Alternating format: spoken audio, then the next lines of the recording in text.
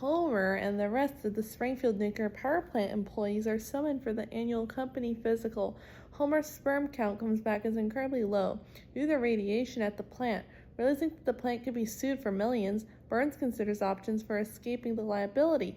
He and his lawyer settle on the idea of tricking Homer into signing a waiver by pretending that it's award for the first annual Montgomery Burns Award for Outstanding Achievement in the Field of Excellence. Homer asks if he'll get a ceremony similar to the Oscars. Burns agrees. Even though he's getting the award, an envelope is opened and Homer receives a trophy, $2,000 as the award. Meanwhile, Herb Powell, now bankrupt and sleeping on the streets, discusses how he lost his fortune due to his half-brother's Homer's stupidity, with other homeless people, of whom claims to be the creator of New Coke.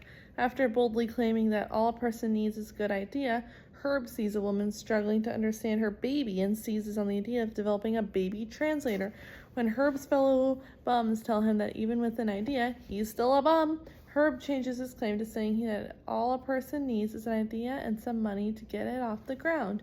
Herb finds a newspaper with a photo of Homer winning a Burns Award and accepting the cash prize, decides to pay him a visit to ask for a chance to make his money back. Homer, though, has other plans for the award money.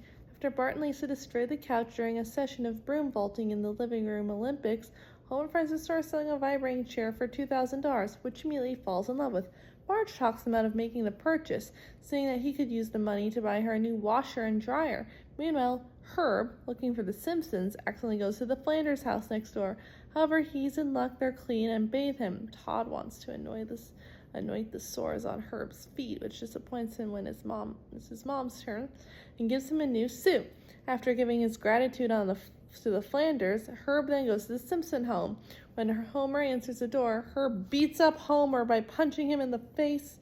Homer asks about the beating. Herb tells Homer he's still mad at his brother for bankrupting him. He is, however, happy to see the rest of the family. At dinner, Lisa asks why he never called or wrote to them, and Herb tells her if he did, he would have to explain to her that her dad, Homer, was the reason he has no home or anything. Herb asks them for a second chance and explains his baby translator idea. Bart and Lisa convince Homer to give him the money.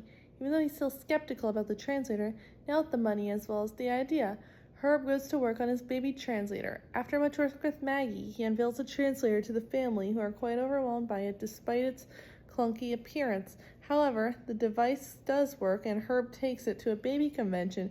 There, Professor Frank tries to demonstrate his new invention, the two Furno triplets, to have a baby fly all over the world in its own airplane. The demonstration proves a failure when he loses his kid after a botched landing. Herb demonstrates his baby translator device, and he is inundated by orders from other parents and an offer from Baby Goods Store to stock up thousands of his translators. Herb realizes that he has made his fortune back again. While Professor Frank laments on his own failure and fears his wife's rage. Herb leaves The Simpsons. He repays Homer the $2,000 and gives everyone gifts.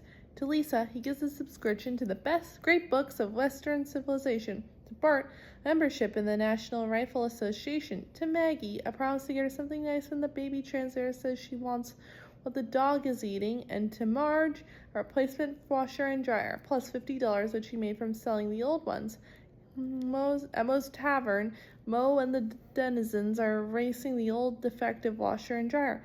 Finally, to Homer, the two gifts, his forgiveness and acceptance as a brother, plus the vibrating chair that he wanted so much. Homer is immensely pleased by the gift, and he relaxes on the vibrating chair.